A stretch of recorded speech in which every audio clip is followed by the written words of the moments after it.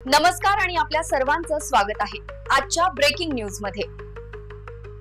मुंबईत गणेशोत्सवाची धामधूम सुरू असताना एक मोठी बातमी समोर आली आहे।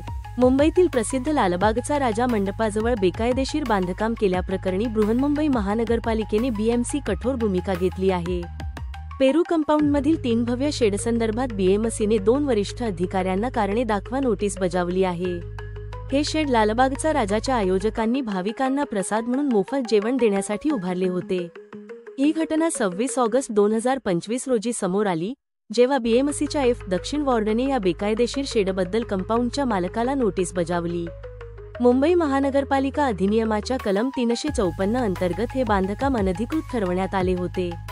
मात्र नोटीस देऊनही हे शेड हटवण्यात आले नाही। या प्रकरणात उपनगर आयुक्त आणि स्थानिक वॉर्ड अधिकारी जबाबदार आहेत। गर्दी आणि सुरक्षेचा धोका लक्षात घेता पोलीस आणि अग्निशमन दलाने या शेडना परवानगी देण्यास आधीच नकार दिला होता। आता बीएमसी या प्रकरणी कठोर कारवाई करण्याच्या तयारीत आहे।